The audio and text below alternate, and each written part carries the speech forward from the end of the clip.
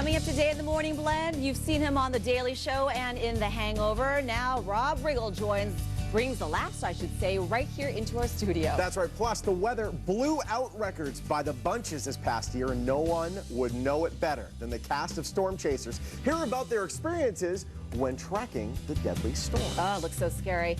And it's Friday. You are taking a live look outside right now at the Palms, where Rob will be performing tonight and tomorrow. We have lots on tap. The Blend starts now.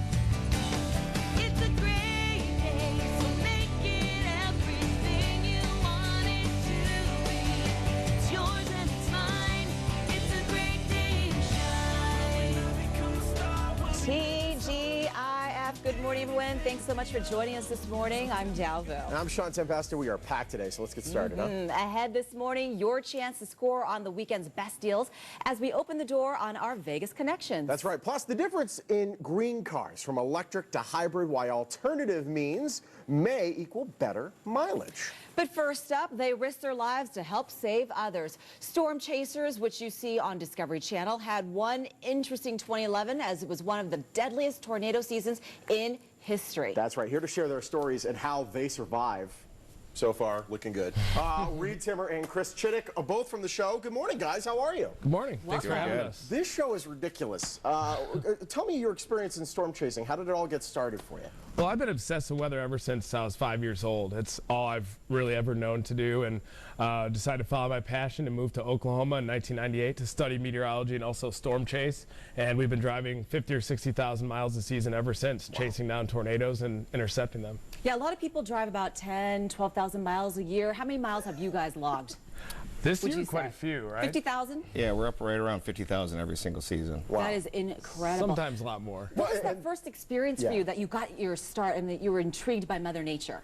Well, I was initially really scared to death of storms, and I was really little. I mean, even thunder and lightning I'd run around the room like a chicken with my head cut off, and then I think that fear turned into curiosity, and I'd watch the weather on TV 4 or 5 hours a day growing up, and I was always into the sciences. And now we have an armored vehicle. It has 16-gauge steel, it has Line-X coating, and we cover it with instruments to try to get inside tornadoes and measure wind speeds that other people can't safely collect. Chris, you capture all these moments for everyone to see. Is it just the most scariest thing you've done? Yeah, I kind of hide behind the camera, I feel like it's not happening. I'm like looking for the viewfinder, and it's a sweet movie. Yeah, they've made a lot of the CGI here. Nice. So it's all good, like I kind of shield myself and hide behind the camera, and then you kind of get your old crap moments and and run. See, a lot of people run away from the storm. You guys run into the storm. So what are you actually trying to capture for people who have not seen your show?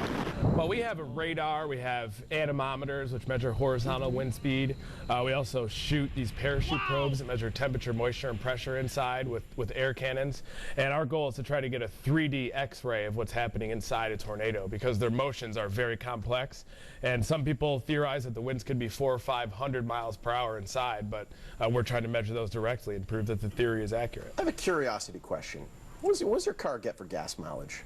It's not bad, to be honest. Really? It's like 14, 15 miles to the gallon. I'm shocked. It looks like it would get 2. For that Dominator, the Dominator gets 14 or 15. Can we show that picture again? And tell us, how the heck did you guys come up with this car?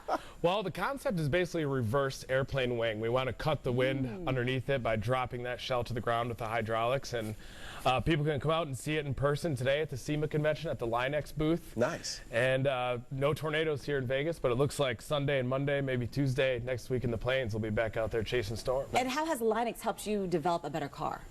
Well, their product protects us and shields us from debris. So a lot of times there'll be 2x4s flying through the air, trees. We got hit by a trash can this year moving at 100 miles per hour. And Line-X just gives us that extra protection, because 16-gauge steel by itself won't keep us protected from that fast-moving debris. No, there's no question. I mean, it protects the flatbeds of trucks and stuff like that, so why wouldn't it protect a whole car? Exactly. One of the biggest tornadoes ever, May 3rd, 1999, Oklahoma City. That was one of the first I'd ever seen, actually. Tell me what happened there, for those that don't know. Well, that's the first F5 that I'd ever seen, and it was my first year of storm chasing. What makes a tornado an F5? Winds of Talk over... about the scale. There's a scale. Yeah, there's the Fujita scale. Now it's the enhanced Fujita scale, and winds of over 200 miles per hour is an F5, and they're the strongest tornadoes on the planet, and they're capable of wiping a house completely off its foundation, and they're the most dangerous. And That's actually our video right there that we shot from underneath an overpass, which was a huge mistake. How wide was that? That was about a mile wide. But research came out later that you're not supposed to get underneath an overpass because it'll act as a wind tunnel. And have you guys actually turned around and gotten away from something, or you've never done that? Well, before we had the armored vehicle, yeah, we used to go the other way and realize we were in a bad spot. But now that we have that, it gives us a little extra security to get close and do our science inside the tornado, hopefully. And then this year there was a tornado in Bowling Green, Missouri as well, right?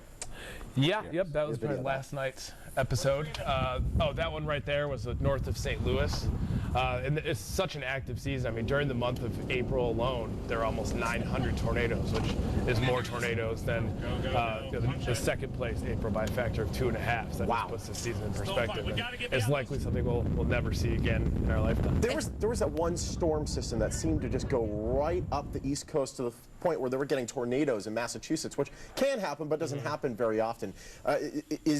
So our tornadoes are not generally just Midwest? They can happen anywhere. Yeah, tornadoes, there's been, on history-wise, there's a tornado in every single state in the United States. Wow. Chris, let's talk about some of the people you guys have actually helped get out of rubble and being trapped. What is that like to help someone in a situation like that? Yeah, it's completely scary. I mean, that's the last thing we want to see. We're chasing, we're actually right there. We're the first people on the scene, so we try to help out with emergency management and, say, hey, this person needs help, this house is clear, and we just do the best we can. Well, you guys do amazing work when Show's most people awesome. would run away. So thank you for capturing all that video, and we're so glad you're still safe, too. And again, you can see your vehicle today, right? Yeah, and also on Discovery Storm Chasers, Thursday nights, 10 o'clock Eastern. I believe it's 7 or 8 o'clock out here in the West One Coast. of the only networks I watch. I love it. Thank you so much, guys. Thank you. Again, you can see Storm Chasers Thursday at 10 p.m. on the Discovery Channel. For more information on the show or the Dominator, just head to the websites you see on your screen. Still to come.